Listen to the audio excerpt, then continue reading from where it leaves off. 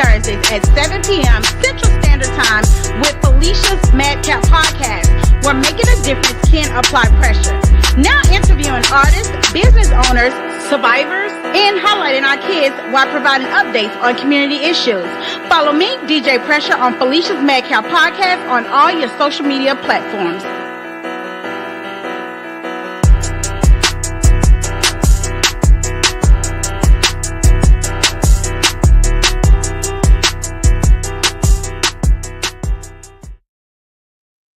Hey guys, it's your girl DJ Pressure, where I always apply pressure. Do y'all hear me? I'm saying I got the most infamous, the most famous, the deal breaker, the deal breaker in Mississippi.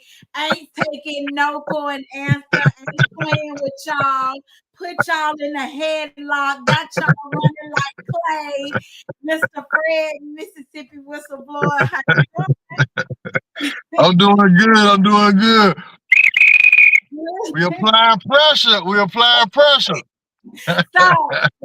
we got a lot of catching up to do from last week's conversation. Well, not really, because we ended it on a lot of information on how everything got started, a lot of information about you and how you have already affected the community, but you are working on some other things, and I just want to kind of run that by the people, you know, the different cases you're involved with, from all the way in Vicksburg to I think you have one in, what's that small town?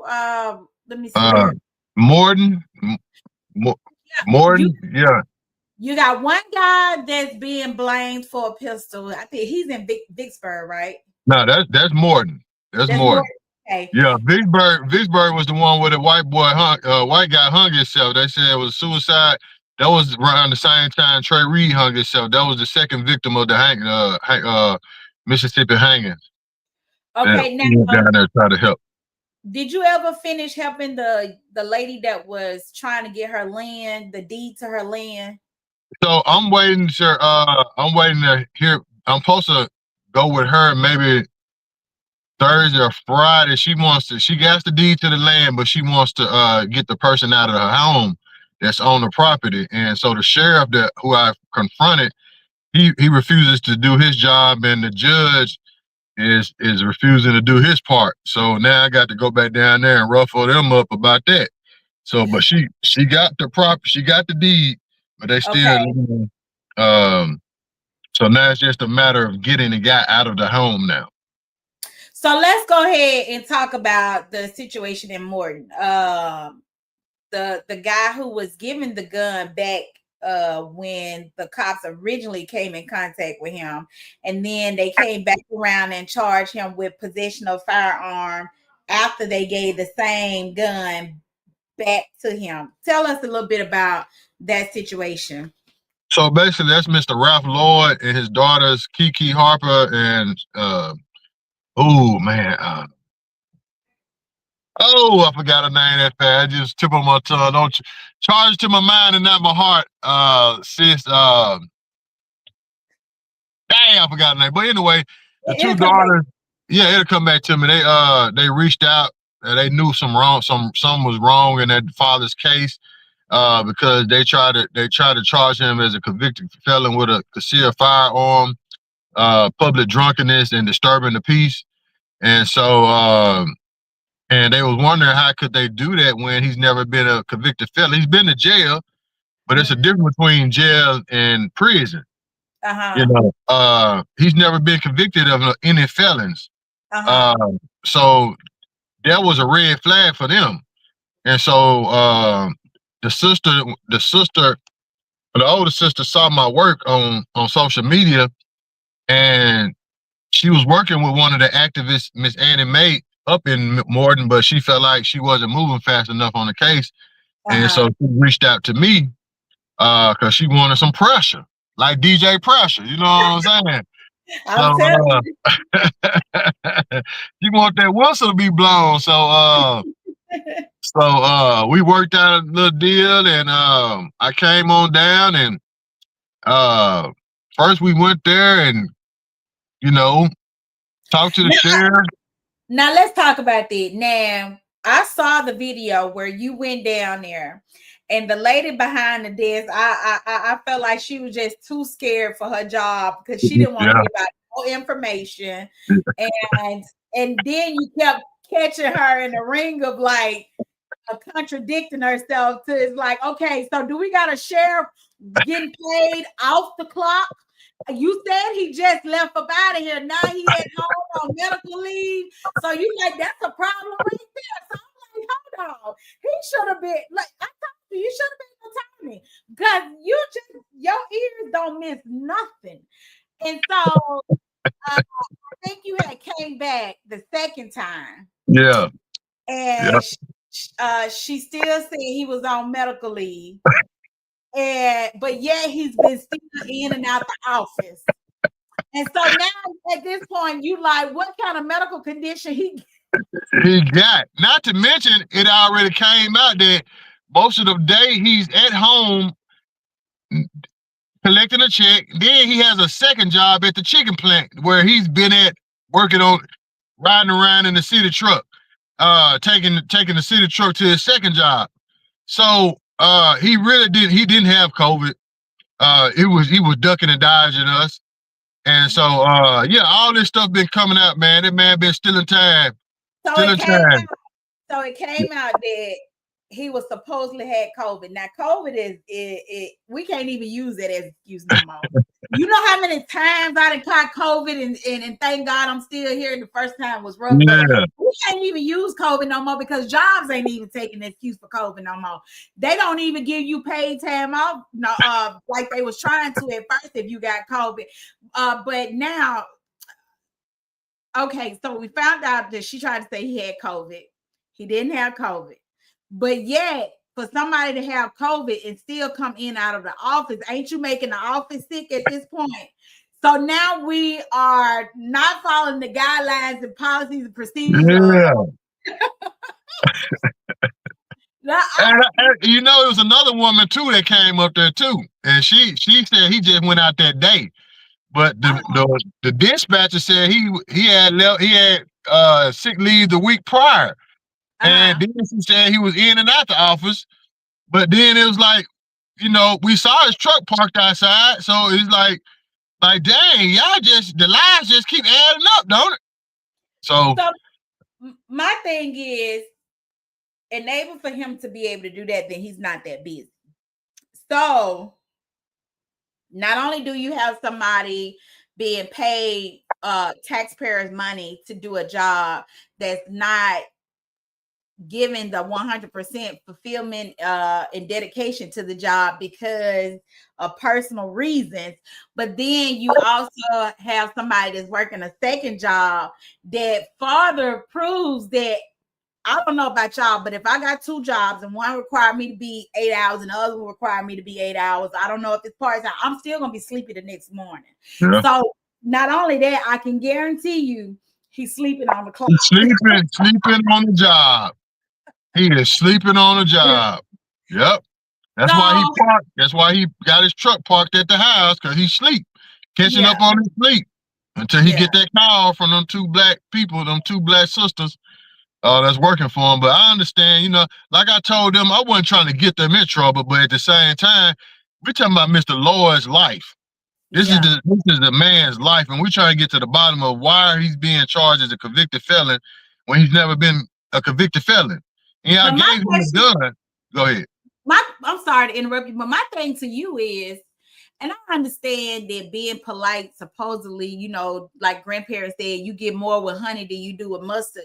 But my thing is this: if you're going to be the Undertaker, then why are you trying to be Barney and make them feel good about you coming in trying to do the, you know what I'm saying? Like, why are you trying to make them feel good? If you're going to be the Undertaker, you got to let them know, hey, it's business, baby. It's business. So if people will be crazy to think that somebody that means business, that has such a serious dedication to what he's doing, would have the time to feed off of feelings when it's all business. You get what I'm saying? So I'm sorry to interrupt you, but I had to get that out because you come off a pretty nice guy when you're trying to handle this stuff, but it seemed like it's not clicking up here to a lot of people. But we need you to make it click. So now you gotta stop. You realize that your niceness is making them feel like you're passive aggressive, and we need them to feel aggression. Let me stop instigating. Okay, go ahead. I understand what you're saying. And see, when I do these videos, I try to keep down, because people get in the comments and stuff like that. And, I read the comments, and and a lot of people be like, he's too angry. He's too, they always say I'm angry or mad. I'm coming off aggressive. So I always try to come off easy, so they can't say, well, I wouldn't give him what he want either. Look how he talking to the person. So, I always try to ease myself into it.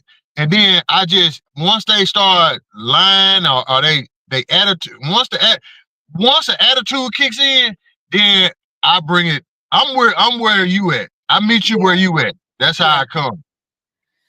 But in your line of work, you bring so much light to the darkness that eventually they're gonna end up hating you anyways. Oh yeah, that's true. Because that's funny you said that, because the relatives of the dispatcher reposted the video, and she had a lot to say about me. If it was me, he wouldn't have got nothing from me. A few people were saying that, oh girl, you shouldn't have gave him nothing. They wouldn't have been up there talking to me like that. And then, I have to explain to these folks. So you're telling me I'm the whistleblower now, and you're telling me if I come in there with my camera and my platform, you finna tell me you finna sit in my face and not do your job? That's what you're telling me right now. So if I come into your institute, your job, and I'm trying to get service, and you ignore me, do you know I'm gonna sit there and make you look stupid on camera? I know that's right. That's the last thing you want to do with me. They gotta also understand you're in a job of customer service or community service, however you want to look at it. So you don't really get to make that choice. You are working off taxpayers' money as well. So you have to do what's legally required of your job to do. So if it says public information, you have to give public information. Am I right? Yes, ma'am. Exactly. Ain't that what they get paid for? So technically, if you're saying he couldn't talk to me this way, and people at McDonald's and Wendy's don't like the way they get talked to, but they still got to do their job. They still got to do their job. And if they don't like their job, they change their job. That's just the world we live in. Right. Exactly.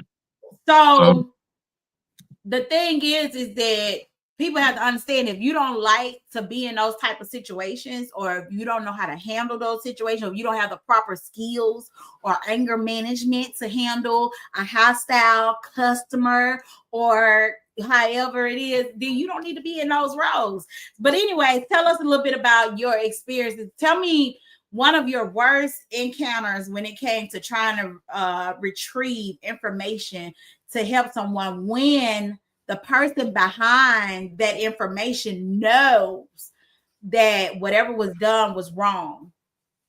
So I think my worst encounter was when we went up there to record the sheriff, and basically he's trying to tell the victim and his daughters that he wants to have a sit down. Sheriff Mike Lee, he'd rather have a sit down like adults. And then he turned around and said, I don't think this is the right way. He was pointing at me because I was recording. He said, I don't think this is the right way to do it. Let's do it like adults and not childish. And so when he called me childish, I said, who you talking to? You talking to me? And so he said, I'm not talking to you, Fred. That's it. Like he talked to me like I'm a child. Yeah. So I immediately, I got in his shit. I mean, I'm sorry. I got in his stuff, and I just grilled him.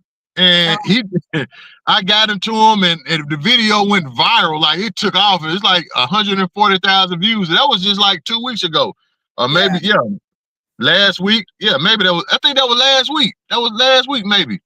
So hold on. Okay. And so that was like 140,000 views or more, if I'm not mistaken. But yeah, he called me the sheriff. Matter of fact, when he said, I'm not talking to you anymore, Fred. I said, how you know my name? And he said, because you spread hate. That's what he said. Because you spread hate. I said, damn, I'm childish and I spread hate. So I went and I got in his butt. I got in his butt to the point where he had to walk away and get in his vehicle. Then he also said, you're illegally recording as well. So I was like, well, hell, arrest me then. Arrest me. If that's where we going, because if you arrest me, it's going to be hell to pay. Especially for recording, and I'm exposing corruption. That's the last thing you want me in court for. That's the last thing you want me in court for. So yeah, he got in his vehicle and tried to explain that I didn't say that you was childish. I was just pointing like this. Well, who the hell you pointing at? I'm the only person that's recording. Right. You ain't talking to the children. You're talking to me. And so I already knew he was in his feelings because I already had posted him. I posted Sheriff Mike Lee a couple of times, a couple of months ago, and then I shared a picture of him with Michael Guest, Congressman Michael Guest, who's one of my people that's on my hit list. Not real hit list, but that I gotta go. You gotta be careful. You gotta be careful. Ever since Clay said you following, stalking him around, they about to build a fan team on you, boy. You better stop playing. But you know what? What's so funny though? Before I got sent home on paid leave from the prison, two of my supervisors alleged the same thing.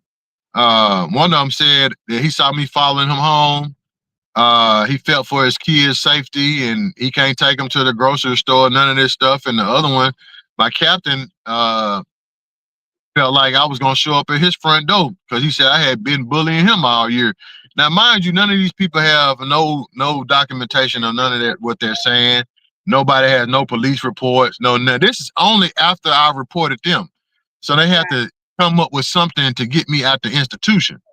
And once they realized those charges, because they took me and put them charges on me and I beat them, and they realized, God damn, we just can't beat this Negro. And so they just kept me at home for 2 whole years on paid leave until they falsified medical records to get rid of me after I didn't take the hush money. And so now I have the attention of the new director of the Federal Bureau of Prisons, Mr. William Marshall. Mm-hmm. He has responded to 2 of my emails, and which is shocking because the last director, Colette Peters, who I reported for lying under oath to the Senate Judiciary Committee, she completely ignored me for 2 whole years before she was terminated by Trump, the Trump administration. But she failed to respond to any of my emails for the whole 2 years I was sitting at the house.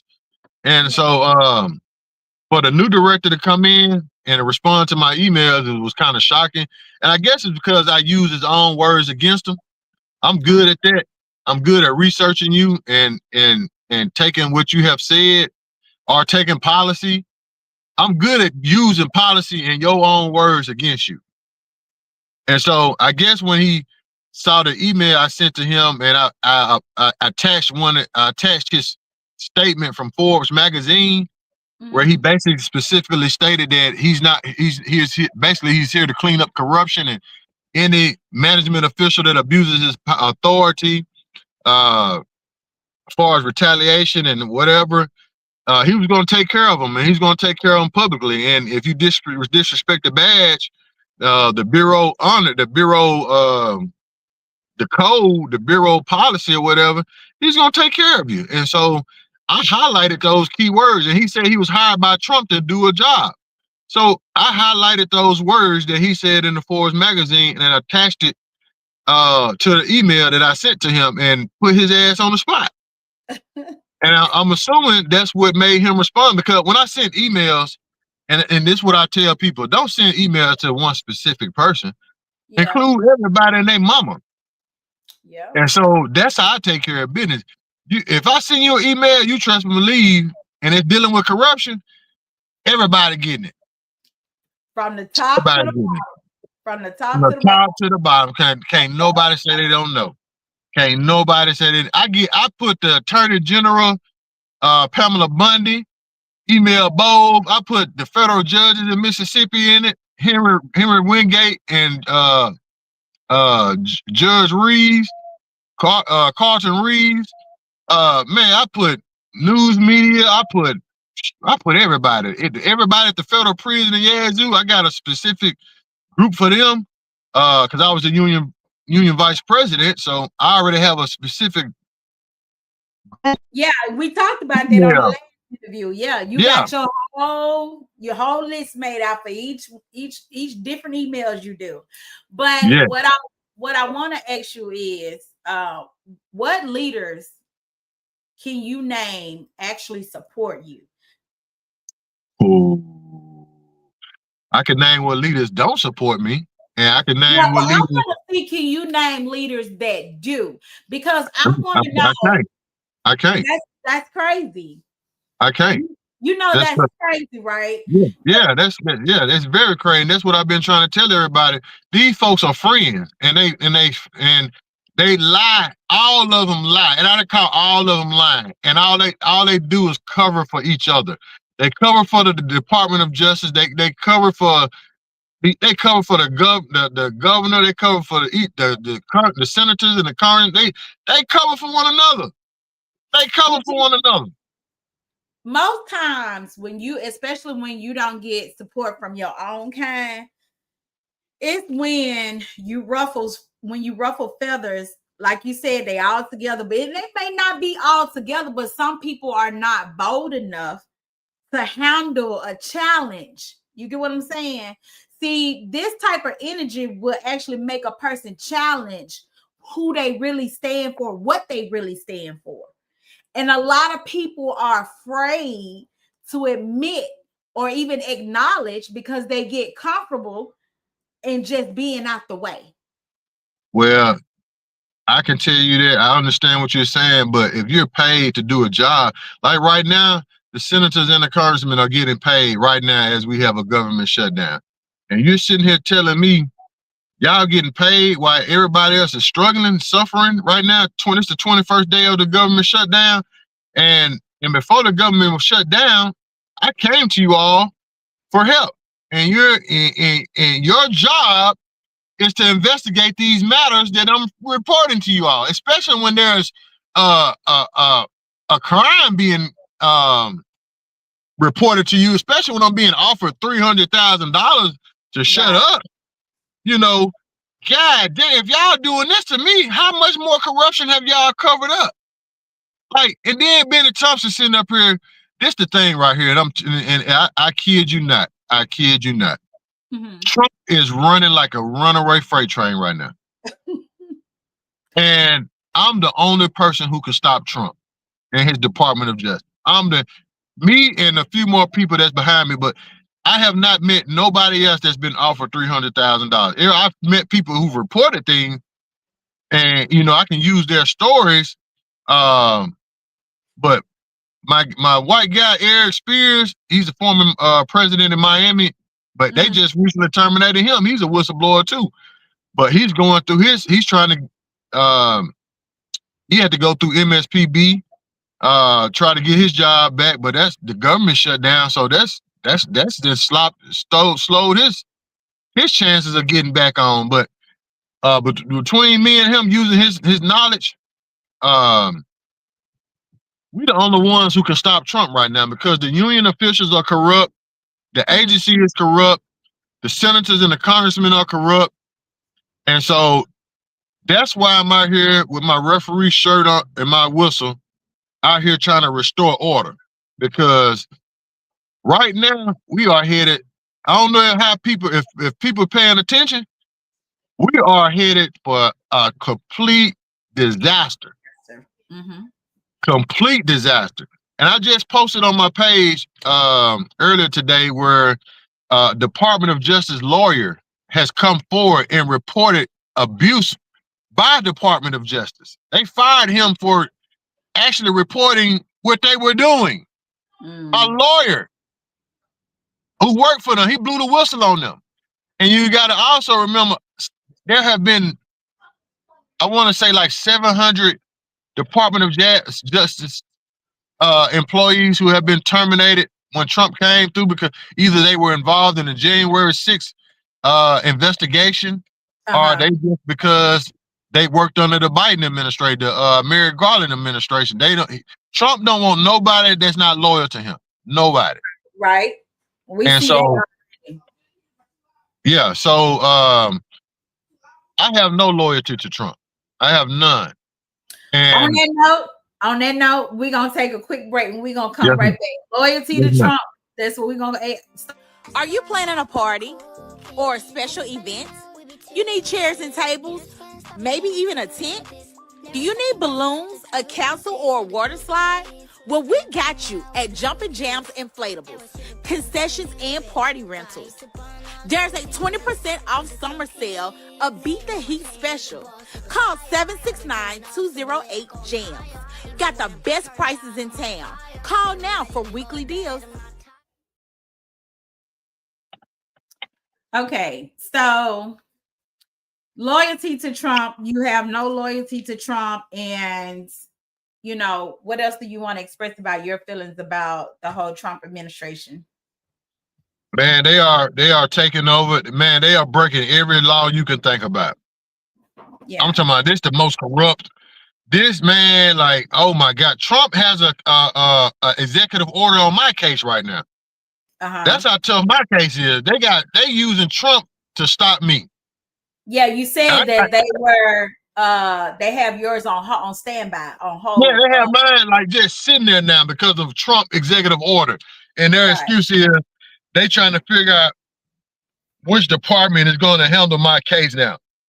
But and they have, you know, how long that's supposed to take, you know, and they using Trump executive order to you know, it's just another roadblock. And I'm just like, I can't think of nobody else who has done what I've done. I multiple lawsuits, and I found conspiracy on the feds. So it's like the Department of Justice. If you are the Department of Justice, what would you do if somebody have done both of these things to you, and they really got you? And so they can. It's so frightening to them that they can't even let the world know what I did to them, because if they did, that means they have to go in. A lot of cases will have to be reviewed by the Department of Justice. Who? Matter of fact, my question was, who holds them accountable when they break the law? And you know, because when I first moved back to Mississippi, right, that's when they started wanting to pass that law where appointed officials have to be appointed by the judge or someone that was already in office. And I thought that was crazy, because I'm like, you know, don't the people get to make a decision on who's in office? And that part, you know, when they do something wrong, you don't have friends trying to protect each other. You have people that may not have any relationship that may, you know, be more responsible for whatever they do in the community. You get what I'm saying? Like, right. Instead of you appointing your friend and your friend do something wrong, and then y'all trying to cover it up, versus the community putting somebody that they want in there that they know is going to do right by them, and there's no type of favoritism or business ethics being messed up or involved, everything being handled legitimately. But it's not that way, because they have it to where the judges, and I think I'm right on this, the judge, the people in office get to appoint others themselves for who they want in position here in Mississippi, right? Right. Yeah. So with that being said, you got friends working with friends, protecting each other, making it more corrupt. Yep. Yep. A lot of that is going on. A lot of it. And then, like, with my civil lawsuit, now mind you, I'm facing the Department of Justice. The Department of Justice is in the same building as the federal judge that's on my case, Carlton Reeves. Not Carlton Reeves, Henry Wingate.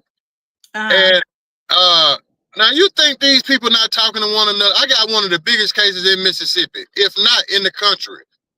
Oh, of course they are. So you tell, yeah, right. So you think these folks not talking to one another and they bypassing each other in the building every damn morning? But see, they don't want to handle the easy. They don't want to handle the hard cases or the complicated or the people that create the headache. They want the open and closed cases, the ones where they can easily put whatever, you know, it ain't a fight. It ain't a fight. See, with you, it's a fight. With you, it's a fight. So the cases that they put up with is the ones where they got people that they dealing with, like the guy you helping in Morton. You know, I'm not sure. Only person I seen was you helping him. But from the looks of it, does he have an attorney? Not right now. I told him to reach out to my attorney. I don't know if he's done that yet. I told him to call my attorney to set up an appointment. But at the same time, I told him he don't have to use an attorney. I told him we can just go to the mayor. That's our next step. Just go to the mayor office and put her on the spot, show her what I know that they saw the video by now. So you know, do y'all want to settle this out of court? Do he need to, you know, do you need to call the city attorney right now and settle this out of court right now? Do we need to take it and get a federal lawsuit and get more? How do y'all want to handle this? And you know, I guess we'll talk about that tomorrow. I'm gonna see has he decided on what he wants to do. But at this point, attorney is not near. Attorney just gonna take your money. Well, that's what I was about to say. Most people in Mississippi can't even afford an attorney.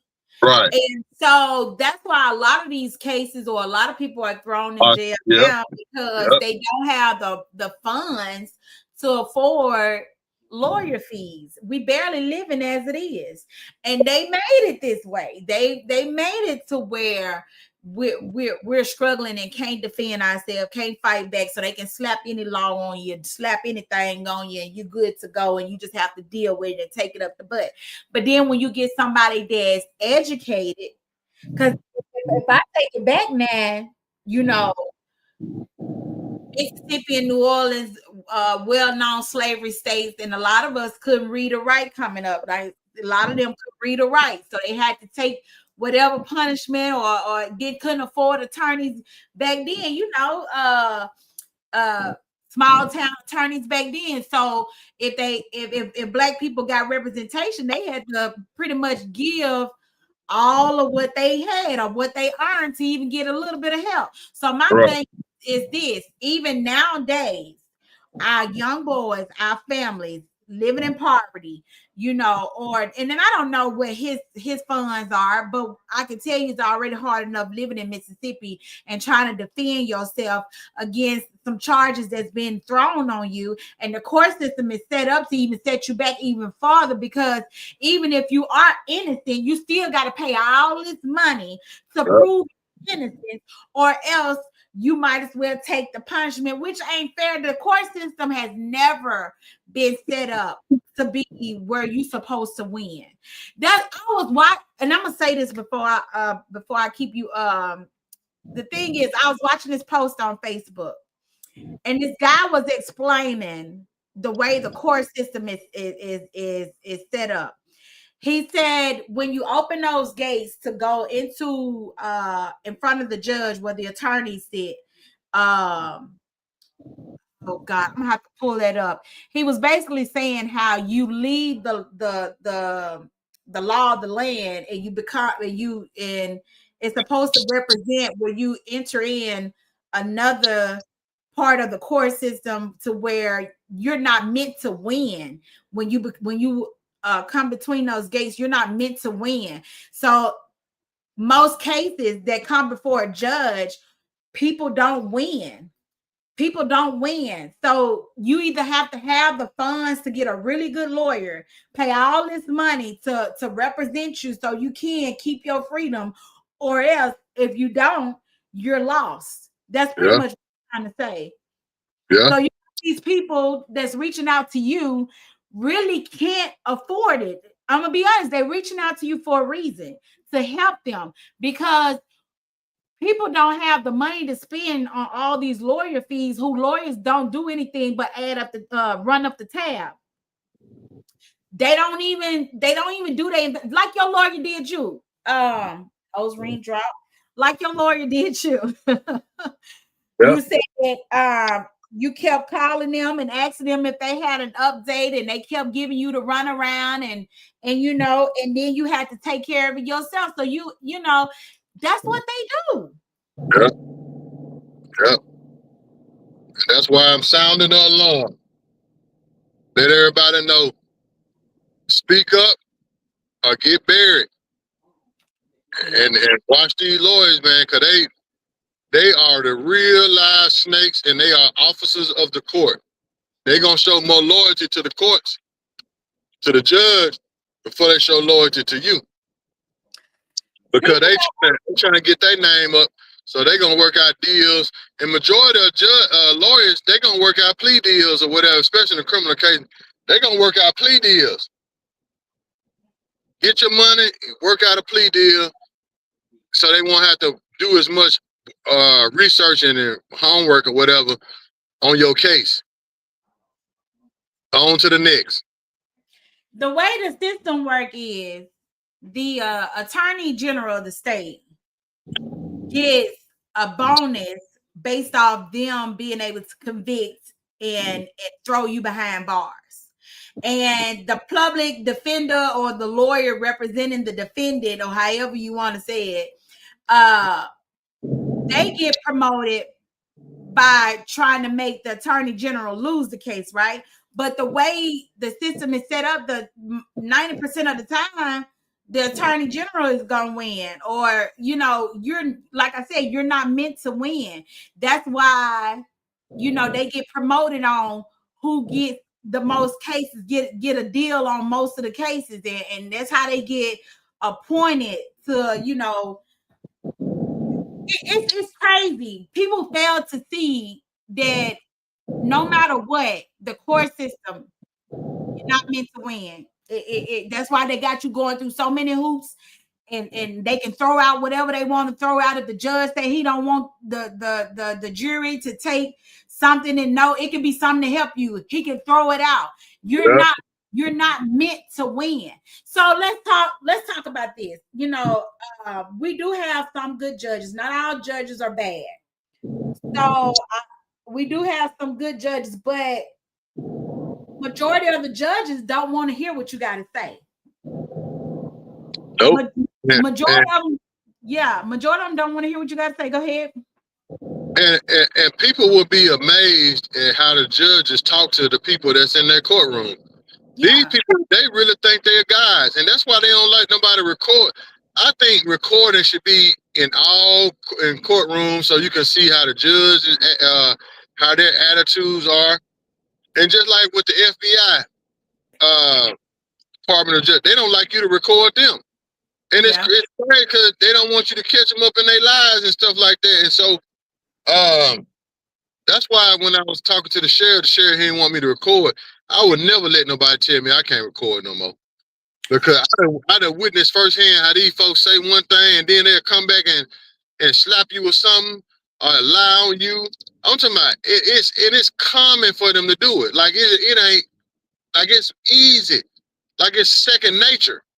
Yeah. And I don't care who life they affect.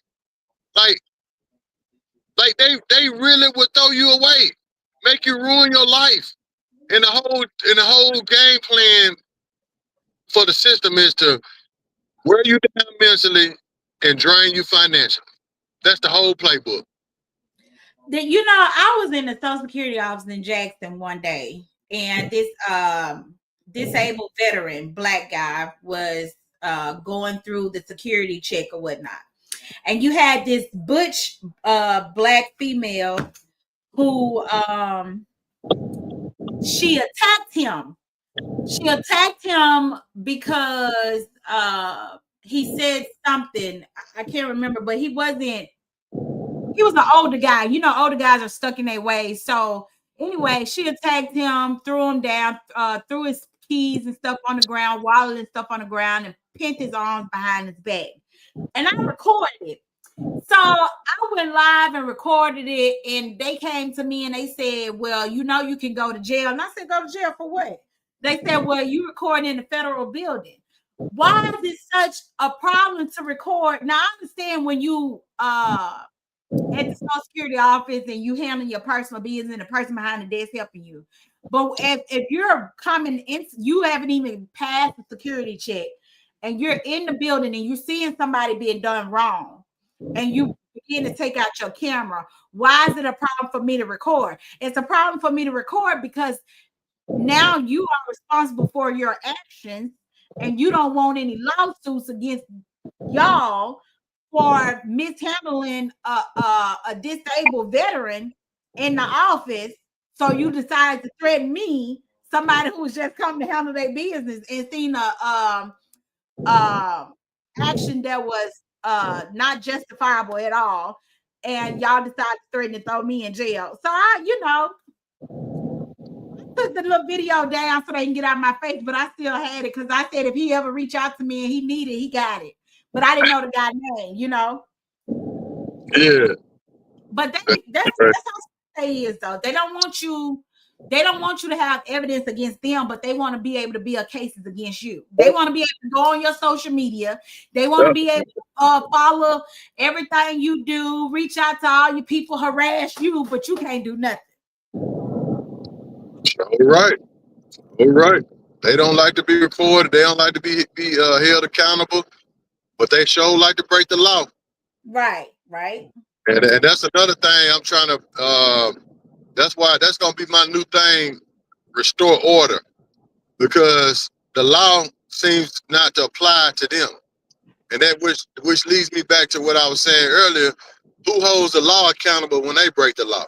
Yeah.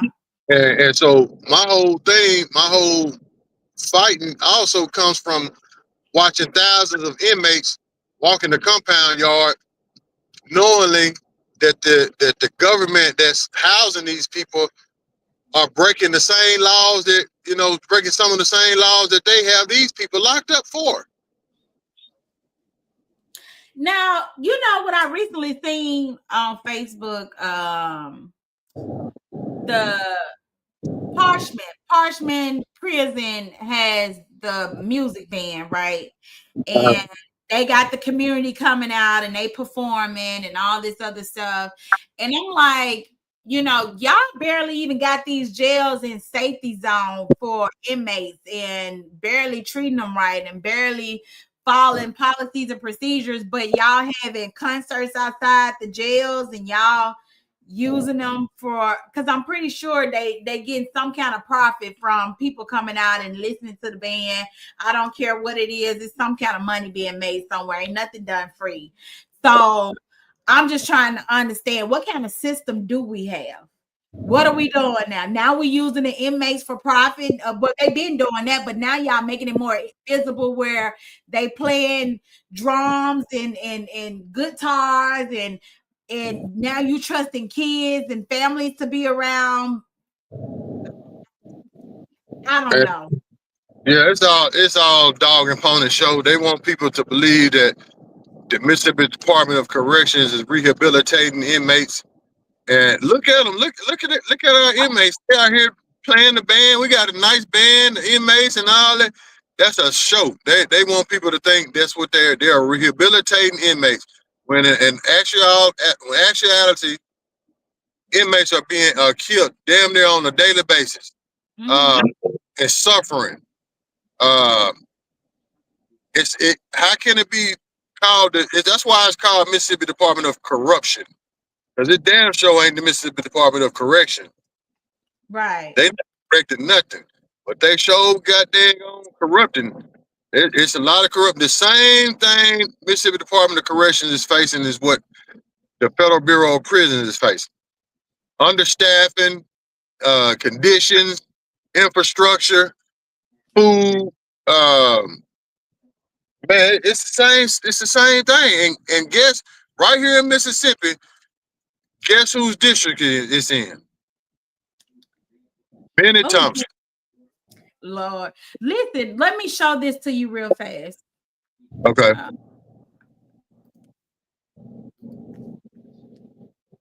And there, I don't know. Somebody tagged you to this. Talked with a young man who had been recently released from the Raymond Detention Center.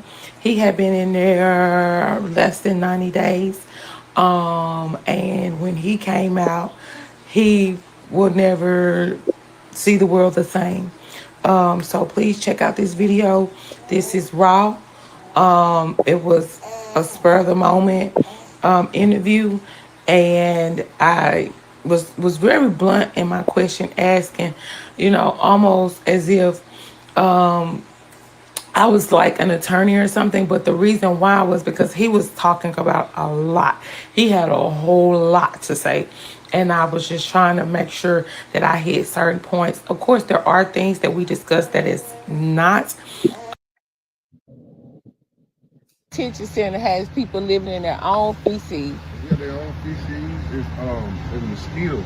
It's mosquitoes, all kind of bugs, man. Like, put it like this here. They got black mold everywhere in there. There's so much black mold in there to the point where if people have, they have upper respiratory issues. So could the black mold in the jail be the reason why so many inmates are asking for medical assistance? Well, they ask for medical assistance because of that too, and then not only that, man, medical assistance, it only goes so far, man. They got, right now, what they got up there right now is K2, spice. So they got spice in the jail. So what's happening is, everybody get on the spice, bro. You hear me? They wigging out, throwing up on each other. Man, they falling out, busting their eyes. Man, it's all kind of stuff up there, man. Them guys got free world knives. Them guys up there, man, them guys will real life kill you. These some little guys that got murder cases, and they know they ain't gonna see the light of day. Yeah, so they don't care. Well, I've been seeing that they have had people who needed Narcan in order to come back, but they're not administering it. How is that going? Now they administer certain ones. Like I seen two of them. One guy died out of spite, and they had to hit him with the Narcan, and they had to come back and hit him with what that is that they put in your nose, the ammonia. You know what I'm saying? Nice. Yeah. So it gotta be. It ain't like I'm gonna tell. A prisoner told me one time, we don't go out and get this stuff, right? So that means somebody has to be bringing it in, correct? They coming in. I'm gonna put it to you like this: what they ain't going out to get is what coming in now. You hear me? I'm just being honest with you. Because so when they're doing these shakedowns, how is that working? Are they actually doing shakedowns, or is it just? Yeah, they doing, but they have doing their job. They have doing their job because they know they the ones that brought it in. Man, they know. Put it like this. I'm gonna say these words clearly. Certain people run certain shit. You know what I'm saying? That they run, like, put it like this here. Inmate run that jail. Yeah. You got certain people in certain, you know what I'm saying, levels of. So what's the point of having a sheriff? Well. Over the jail if everybody's doing what they want. Man, the money that he getting is going on his car. Ain't nothing going on in that jail that used to go on when McMillan had that jail. So I wanted to bring that up because so many people has mentioned what actually goes on in the jail, and you being somebody that used to work in detention center, with the guys and stuff like that. So I don't think you worked at that location. You worked at the one in Yazoo, right? Yes, ma'am. The federal prison. Yes, ma'am. Right. So it's to me, it's crazy how these stories have been going on since before COVID, and no one has still done anything about any type of changes of the environment in these jails or the prison system. And like he said, I do believe the inmates are running the pods and stuff, because one has always been like that. Because most of the guards in these jails are afraid for their own life, so they do whatever they got to do to keep their job and to make the inmates happy. So I do believe, like he said, whatever they don't have in the jail is coming in, but that means it's a whole system of people not doing their jobs. Yeah. From all the way from being checked into the jail, being properly searched and all this kind of stuff. So that's why we got somebody like you, but you can't do it by yourself. Like, are you ever afraid of for your safety? No, I'm not, because they created me. Their corruption created a monster. Yeah. And that's why I walk around the way I walk around, because I don't care. Like, when I did care and I did it the right way, these people did some more corrupt shit. And then they real life tried to bury me. Like, they really tried to not they didn't physically try to kill me, but like my whole case, everything that I've went through, they really tried to just cover it up. Like, they really tried to cover it up. So if it wasn't for me out here in my referee shirt and my whistle, wouldn't nobody know my story. Right. Wouldn't nobody know. And I've awakened a lot of people now because of what I've been doing. So many people have been inspired by my works. And I thought that God wanted me to expose the Bureau of Prison. It has shown me that my purpose is bigger than the Federal Bureau of Prisons. Mm-hmm. It extends out, I know, through Mississippi, but probably the nation. Right. Yeah, the nation. I'm gonna go ahead and say it, the nation. Because if they did it to me here in Mississippi, and they can continue to do it, and nobody stop them, what's gonna stop them? Let me ask you something. Are you planning on running for any type of leadership role in the upcoming years? Like, I've been asked that. Now my plan was to just put my name on the list for the governor, run for governor. I don't know nothing about no governor, but I just want to put my name on there just so the news media. Do you really think anybody really knows about being a mayor or governor? These people get voted in by popularity. That's true. They have these little speeches, and you know what? They don't even make their own speeches. They have a media person. They have a person that write all their speeches out and all that kind of stuff. A publicist, So why not? Yeah, that's true. That is definitely true. And they like have people to educate them on what they need to do. They don't even be knowing. Yeah, that's true. And I also decided that I might, put my name in to run against Congressman Michael Guest. Being that I live out, he ran unopposed in the last election. So what's that say? Everywhere the politician, police, and business owners are in this secret. Yep, that's true. That's true. That is definitely true, Mr. Gibbs. I gotta get with Mr. Gibbons, Mr. Grady. I gotta get with him too. He got some stuff he got to put out. You are definitely right, sir. But so let's go ahead. Yeah, I definitely have thought about putting my name in, but it even if I don't win, it is just to bring some more attention to the whistleblower movement. Yeah. That's my hope.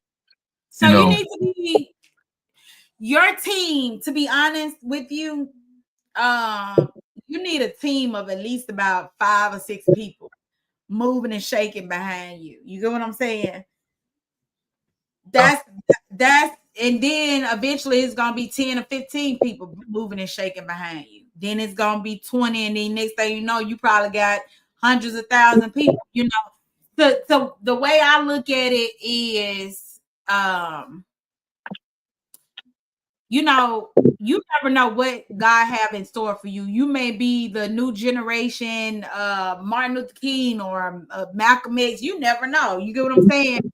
I wouldn't shy away from it because you got to understand what they stood for, which was change. And so that's the same thing that you stand for. But let's just go ahead. We're gonna take a quick break, and then we're gonna come back and talk a little bit about your relationship with Clay Edwards and how did that begin, and then we're gonna kind of wrap it up to the next update that you give us. Okay. All right. Hey guys, it's DJ Pressure, and as you know, it's tax season. You want to get the best business or the best bang for your buck, make sure you get down here on 4436 North State Street. Come see Total Tax by T. When I tell you you're going to get free estimates, electronic tax filing, Schedule C, advanced refunds. Let's talk about the refunds. Up to $7,000. Professional bookkeeping, credit repair, and insurance, life and health. Is located on 4436 North State Street, Suite A5, and you can contact her at 601-203-2291. Need to fax anything? No problem. Make sure you get that fax to 601-203-2294. She has a great assistant by the name of Charlotte. You don't want to miss it. Okay, so let's talk about how did the beef, because it is no other way to say it, between you and Clay start. Like, how did you guys even start encountering each other?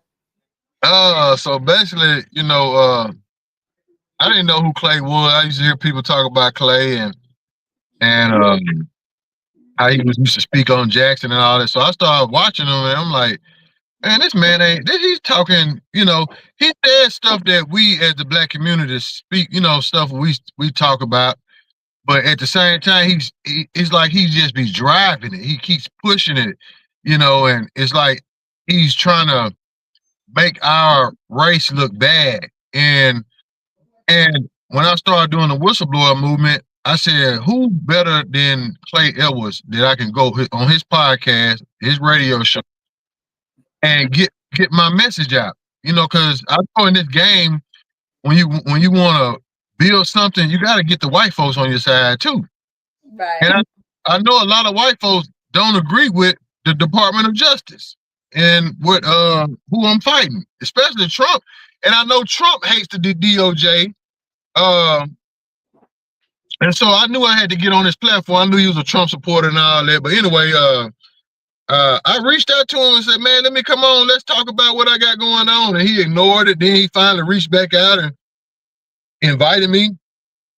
And I go on the show, and 2 hours, it was friendly, but I caught where he was trying to lean into making me look like I didn't know what I was talking about. He was slick trying to do it. Tried to get me into engage into an argument, but I'm like, on the topics that he was talking about, I was like, I'm not finna. I already made up my mind. I'm not finna go back and forth with Clay on a situation that I already got my mind made up about. Right. I'm not here for the drama. I'm here to basically tell my story. And so after I leave the show, he starts bashing me, talking like, acting like he acting like he made me look like a fool on this show. So I'm like, damn, that's what type of time he on. And then as I started to grow, people started following me, and I had other people wearing referee shirts. He said something about that. He didn't like the fact that I was showing up to town hall meetings and challenging the mayor and challenging the sheriff, and he didn't like that. And I already knew because he's buddies with them. Uh-huh. But then the third time came around, he talked about me on the air. And I'm like, man, this man got to stop it. And I'm in my mind, I'm already knowing, because I'm trying to figure out how he went from after the interview, like he wanted to go out to eat. And we're supposed to go eat and everything. And not to mention the second time I went to his office with Angela Buckner, Mike Magazine, because she had an interview up. She wanted me to go with her. And I went with her, and before we made it up the stairs, me and Clay hugged in the parking lot. We all had a group hug to show that I'm not here for no drama. Yeah. So I up there and took care of business. I saw him keep looking in the corners, act like he was expecting me to act like a nigga in the studio, but I was professionally calm. I didn't do nothing, you know, and we left. And then he, just like I said, he came back on the radio talking about me and my homeboy Justin Fowler. And I'm like, man, you know what, bro? It's only so much a man can take. And I so you felt like he kind of snaked you, right? Like, you know. And then he trying to play with me like I'm some scrub or something. Like, yeah. Then I thought in my mind too, somebody sent him. Somebody, they are using Clay to try to discredit the whistleblower and what I'm building. Because if people are paying attention, watch my progress, I had to build this thing brick by brick. And so if you was watching, you'll see that I've steadily continuously build my brand. And you can't find nobody to come out and challenge me and call me. You can call me everything you want, but you have not found one person besides Clay Edwards and a few of the other clanmen to say that I lied about anything about any of my story. And the fact that the matter is too, I'm on the front page of the Jackson Advocate newspaper twice. If this girl, she got out the car.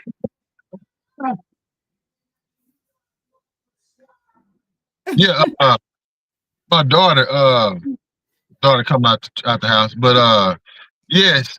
So nobody has come out publicly and said the whistleblower is lying, and that'll let everybody know that I'm not lying.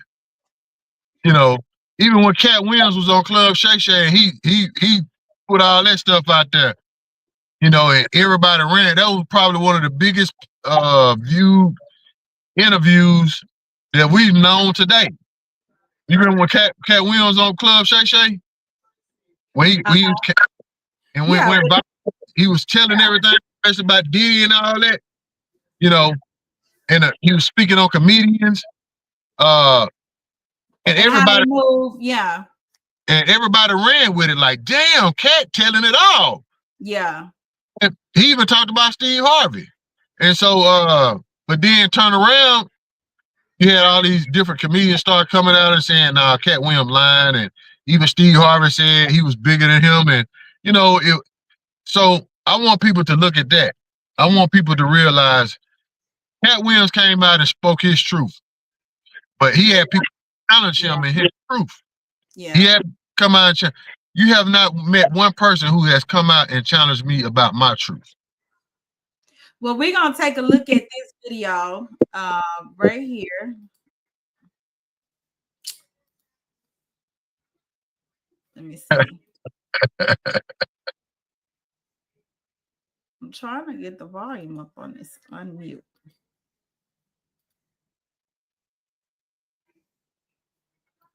Uh-oh.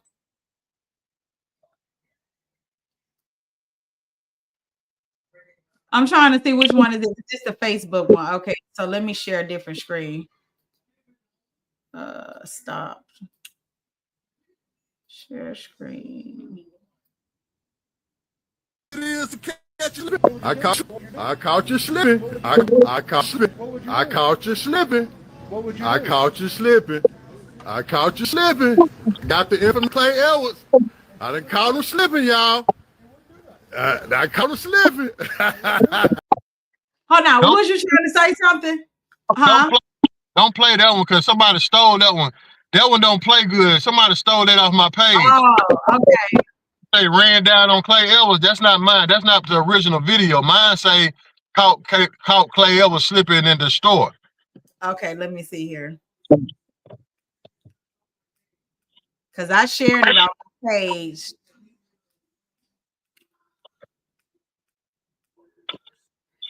You've had so many posts since then. Lord have mercy. I thought that one was going to go straight to the one that you had. But you ran into Clay. He was drunk, and here it is. And I wish I would have realized he was drunk. I was so zoned in, I didn't even pay attention that he was drunk until later on. Here it is.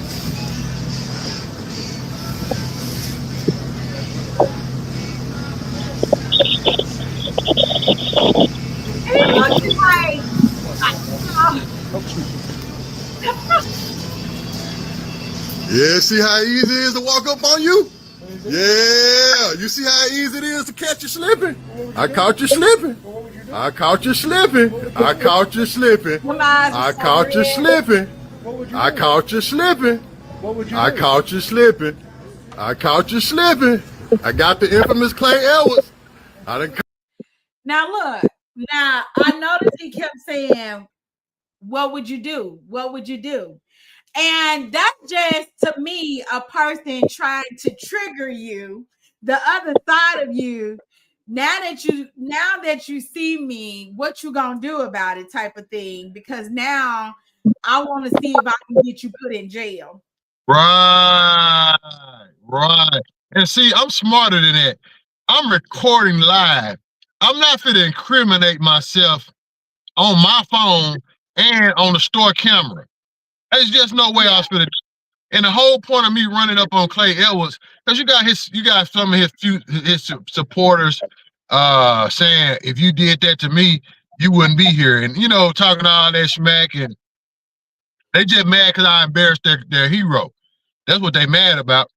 But the whole point of this right here is to show Clay Edwards you can be touched even in Rankin County. I know you thought you were safe out here, but you don't know who, when, and where somebody can pull up.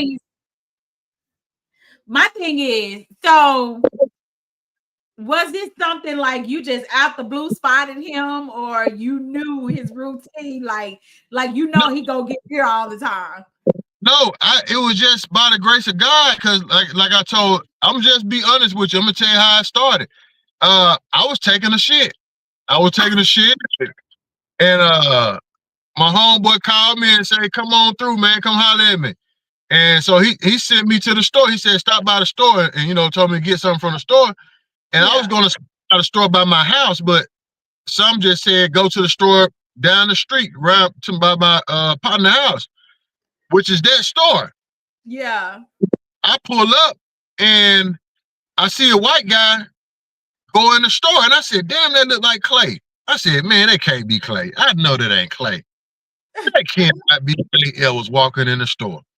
And so I waited because I was gonna wait for him to come outside the store. Yeah. But I said, "No, I need to sneak up on him, but I need to make sure that's Clay." And so I see him running down. I see him coming down up the aisle to the cashier, and I had to verify was it him. I had to see the tattoos. I'm looking, and I saw the tattoos on his sleeve. I'm looking. I said, "Yeah, that's Clay Edwards." And so once I realized that was him, I said, "Yeah, it's showtime." And I'm not finna wait for him to come out. I'm finna run up on him. And see, bitch, don't get too comfortable. Better not get too comfortable. Yes. So if you see me running in the store, I'm trying to catch him off guard. And I knew he wasn't gonna realize who I was right away because I ain't got my referee shirt on. A lot of people don't even recognize me if I ain't got my referee shirt on. You have to know me to know me, what I look like, really. But I knew he wasn't just gonna recognize me right away. But then he turned around and saw who I was, and I saw spooked. I said, "Yeah, I got him." And so that, like I said, that whole thing was just based on me trying to show him that he could be touched even in Rankin County.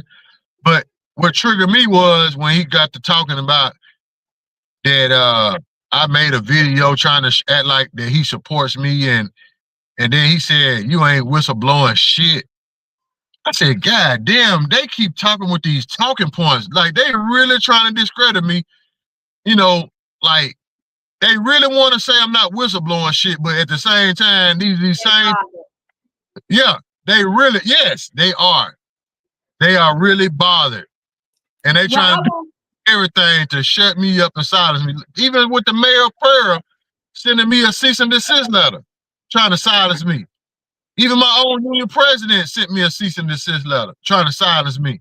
You know, this shit, like, I'm trying to, they think this stuff gonna work with me. It can't work because I done beat the government. I know they said.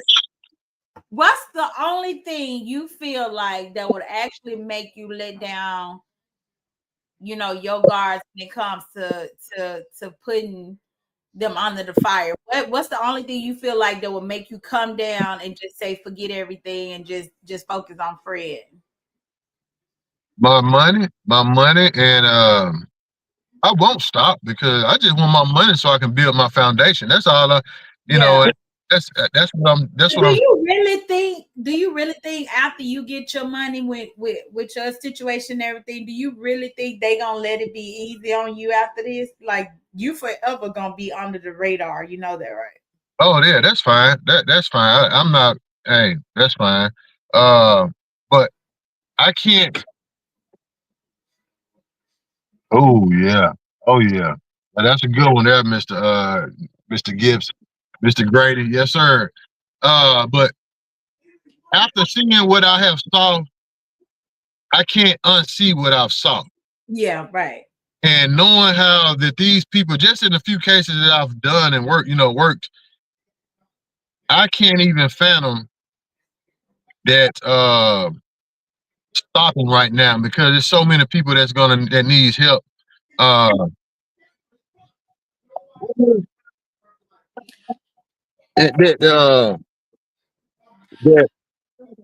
I'm finna get her.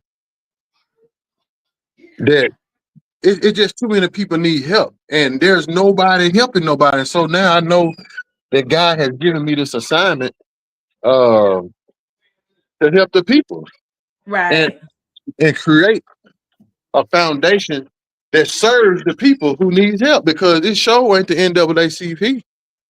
They show ain't it. The ACLU, they only have a few amount of supporters. I mean, help. I'm actually disappointed in the NAACP and how you said your experience has been with them. Like, it's not the same. It's not under the same type of leadership that we heard about growing up. Right.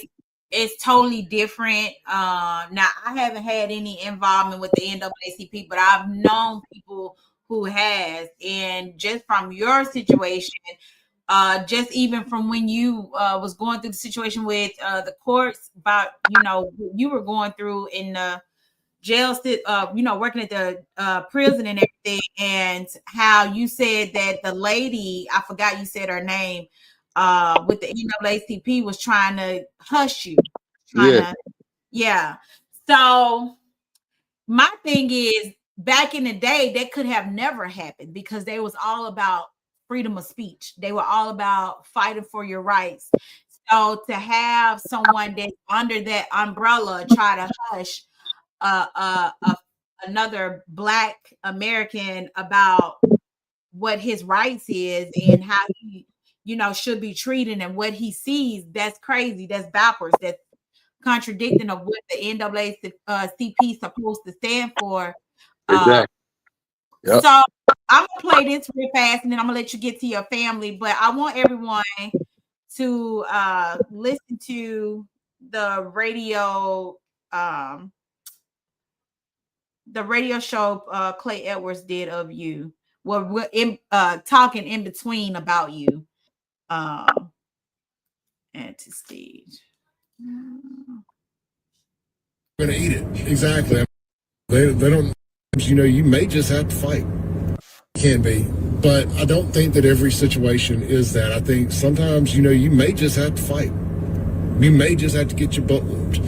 Or you may just have to give a butt whooping. Whatever the case may be, I don't think every situation one-on-one is worthy of shooting somebody. Now, two guys roll up on me, 3 guys roll up on me, you know, if I only got 1 bullet, y'all gonna have to figure out which one of y'all is gonna.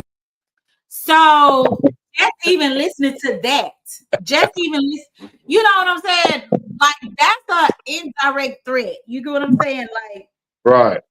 And that's just more clickbait. I'm not even taking that. I'm not even taking him seriously, man. Because well, we know you're not. But had that been one of us that made, like, that had that been you that made a comment about indirectly about him, then do you know what kind of heat you'll be under even more? yeah. So everything about this is just it's not fair. But we're gonna listen to eat it. Which one of y'all gonna eat it? Exactly. I mean, you want to play Russian roulette because that's what you're gonna be playing there. You know, and that's just that. But as people talk about, they're gonna roll up on me with a truckload of thugs. Well, all those thugs ain't going home. Nope. You know, and I mean, I may not either. Now, did you say that to him? Did you tell? No, he must be talking about somebody jumped in his inbox. I ain't never said no. Never said that. I'm trying to see where he got that from. Yeah, that must be somebody. The whole truckload ain't either. If y'all roll up on me like that, but I don't know, Andrew. I think there's a time and a place for lethal response. I don't think the other night was it, obviously, because that's not how it ended. But I do think that situations like that are always a time and a place for a non-lethal response. Yeah, bear spray, something. You know, the thing that, and again, I'm not an attorney, so I don't know how this works. But you and I are walking down a public sidewalk, and you start badgering me, and I finally have had enough, so I break out the bear spray. It just seems like I'm going to end up being the one going in front of the man because. Well, yeah, but there's a point too where harassment crosses a line. I agree. Like, if I'm going to get her. So what I'm kind of getting from this is the guy that he was talking to was trying. He said, "I'm not an attorney, but it was seen that if y'all were 2 people walking down the street and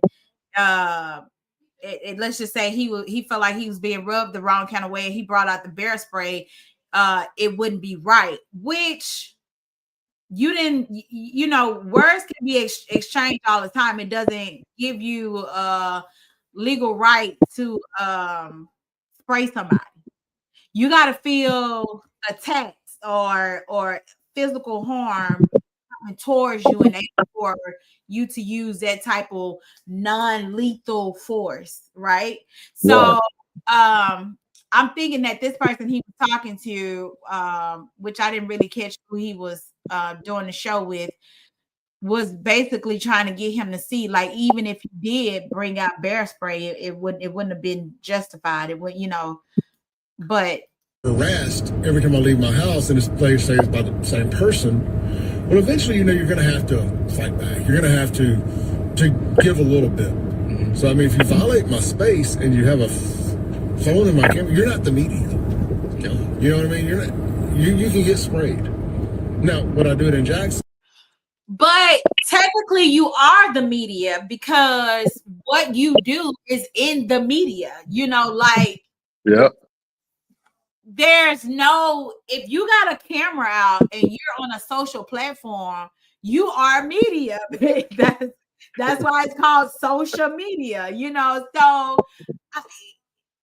I don't get what he said, but he said there goes a point that gets to a point where enough is enough. So basically you're saying you're gonna be at a point eventually where you're tired and you're gonna take the law into your own hands. But what he's failing to realize is I'm not even I didn't prove my point. It's not like I'm riding around looking for Clay. Clay can't even come back from that. He can spin it all how he wants, try to make it seem like he a thug again. Everybody know that man. He lost. He's dead. Like I say, he's over 1 million views right now on combined between them video on TikTok and Facebook. Over 1 million views. Yeah. So. And the majority of the masses have already said that Clay got punked out, and that's basically what I was just, I wasn't trying to really punk him out. Yeah. But I want him to know that, man, you keep talking on people it's not hard to catch up to you. So how do the wife feel about everything? You know, does she feel safe at all, or do she feel like she has to watch her surroundings when it, you know, when it comes to you being in the public eye? She raised my insurance policy, Oh, but oh my God. I wasn't expecting that.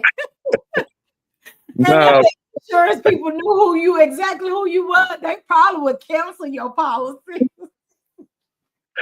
yeah. So, but yeah, she's concerned though, but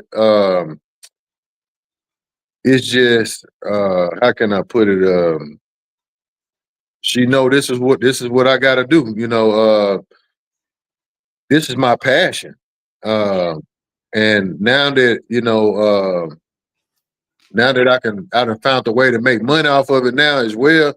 Like I didn't come in it for the money, but now that I know I can get paid off something to do something that I love, I'm gonna take advantage of it. And so it's, He said they started to fight, so you feeling they are cowards. We yes, yes, that's right. That is right. I did not start this fight at all. All I did was do what they asked us to do, to come forward and report corruption, and all these people covered it up. They all covered it up.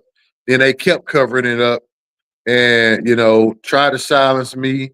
And I'm like, how do you ask somebody to come forward with corruption, and then when they come forward, you knock them over the head, and then you cover it up? And so they let me know if they did me like this, what did they do to Jeffrey Epstein? yeah. Like it was that easy for them to just bypass me, falsify medical records to terminate me. Like, damn, how much lying did they do with Jeffrey Epstein? You still don't think his case was a suicide? No, I think Jeffrey Epstein on the island somewhere. Yeah. Well, I tell you one thing. It is definitely an honor to be able to continue to have you on the podcast. What I do want you to do is make sure you can at least give us video updates or updates on different cases or anything you need from the community, so that I can make sure I can put that on the platform. But is there anything that you feel that you need moving forward from the community that you want to? Yes, I do.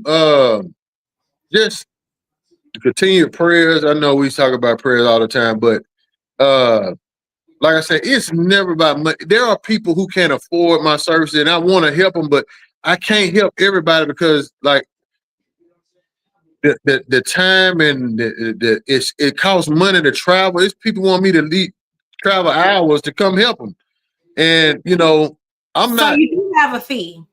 Yeah, I do have a fee. Yes, I do. Well, is that public information or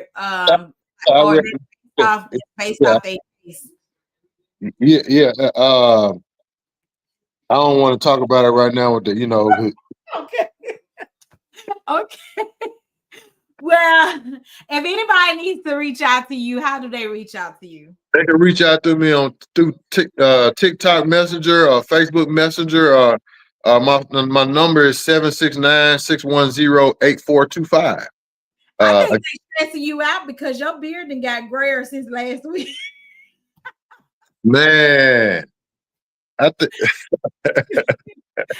it got whiter since last week. They stressing you out. Well, go ahead. You give your email again, and you said social media. Yeah, Whistleblower Fred on TikTok, and Fred Chambliss on Facebook. And if you would like to donate to the cause, it's Cash App Frederick Chambliss. And that would go towards just helping other people, because those who can't afford my resources, because I did have like a certain fee, but yesterday's price isn't today's price. Yeah. And now that I know how impactful I am with my platform, I can't lowball myself anymore. You know what I'm saying? And then I'm realizing people are paying thousands of dollars to an attorney, and they don't even do shit. Attorney can't even get out here. It's against their code ethics or something. They can't even get out here and do what I do. So if a lawyer can get thousands of dollars and they are ineffective, and I'm more effective than an attorney. You need at least 500 on 1,000, huh?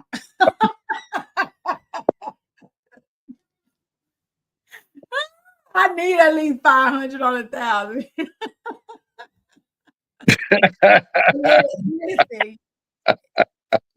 Listen, they said, Jay. When I come, and see, my thing is, if you got proof, because that's how I work. You gotta have proof, and I gotta see it.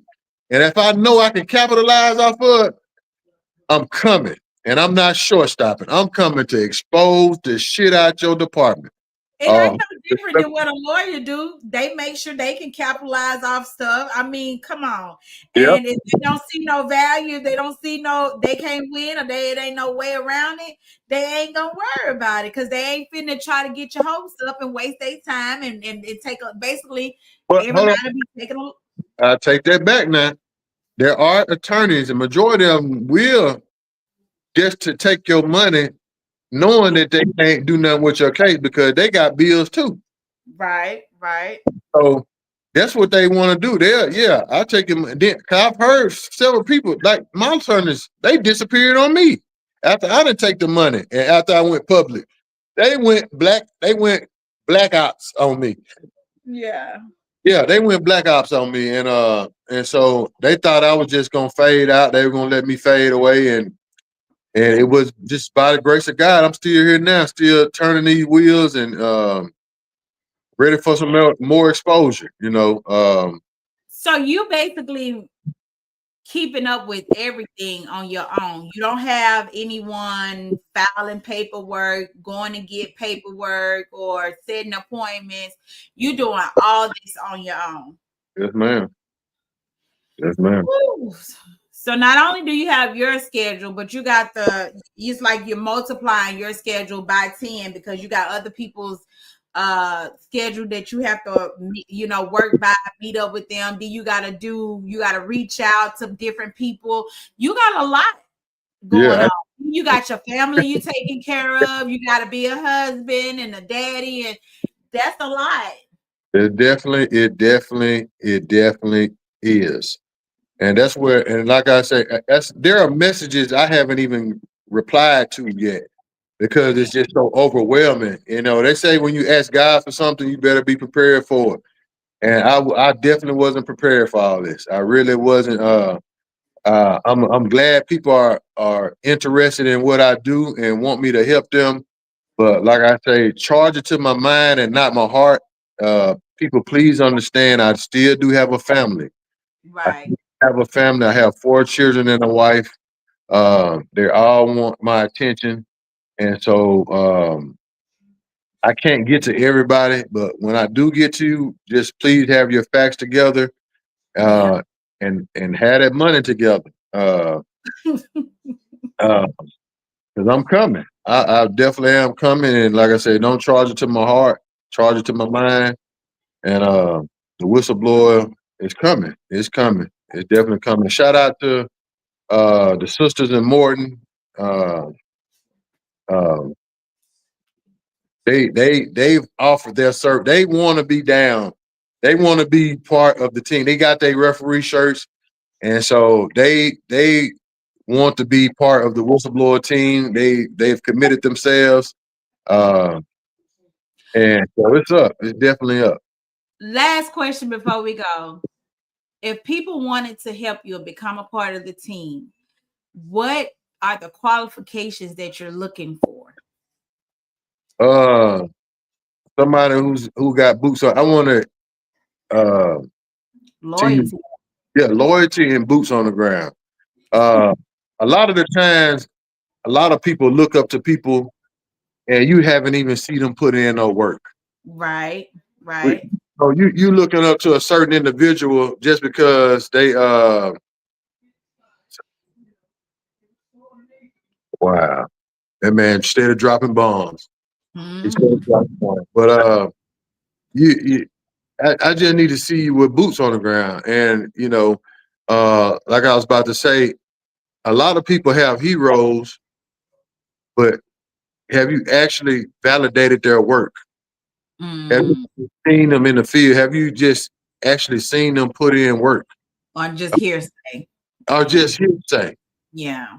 So, just like Clay Edwards, he got a big following, and because he spews out a lot of the talking points that these Republicans, these deep South Republicans, believe in, these Trump clan members. But you don't see them in the field. You don't see them in the communities. You just see them behind the mic. Yep. So at the end of the day, how is Clay Edwards the voice of the people? Like, just because he talks good, what validates his spewing, his trash talking? And for him to have a following such as that lets you know we got a lot of work to do. Yep. Got a lot of work to do. And I'll leave you with this. The racist people like the Chief of Pearl and Clay Edwards and whoever else that I've missed out on, they like to call me Foot Locker. They like to call us Foot Locker crew. Yeah. A lot of the Klan members, the rednecks. I tell people this: there are over 48. I'll just say 40 plus organizations, racist organizations, still thriving in Mississippi. Where do you think these people are employed at? They don't work at Foot Locker. No, they don't. And so, if it's 80-something counties in Mississippi and it's 40 plus organizations still thriving in Mississippi, that's damn near half of the state of Mississippi. Mm-hmm. And these, like I say, they don't work at Foot Locker and they not at your local convenience grocery store. At your courthouse, they at your police stations, at City Hall, all they know. Yep. They behind the checks in the state. Yeah. And then not only that, what people don't understand is that they're not only when they put their buddy in the system, but they putting their buddy on the job to go with the lawn service to cut the community grass. The money is circulating in their families and their friends while y'all out here paying for it and then can't hardly live out here. Yeah. Yep. But they got big houses and 2-story, 3-story houses off taxpayers' money and what you think Madison County is made of and Rankin County, however y'all want to, these folks, they living nice off y'all taxpayers' money. Yeah, they definitely are. They definitely are. Yeah. Well, that wraps it up for tonight, y'all. I want to thank y'all so much for joining. Till next time, I see y'all later. Yes.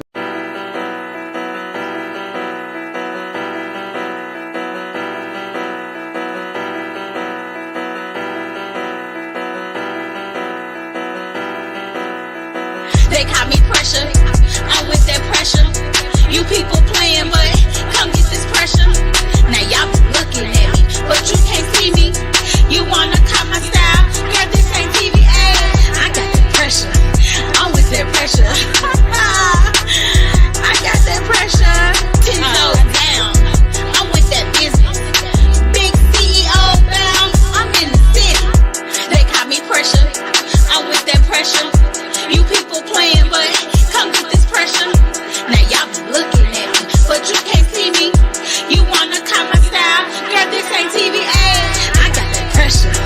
I'm with that pressure. I got that pressure. 10 toes down. I'm with that business. Big CEO bound. I'm in the city. Make sure you're tuning in on Tuesdays and Thursdays at 7 p.m. Central Standard Time with Felicia's Madcap Podcast. where making a difference can apply pressure. Now interviewing artists, business owners, survivors, and highlighting our kids while providing updates on community issues. Follow me, DJ Pressure, on Felicia's Mad Cow Podcast on all your social media platforms.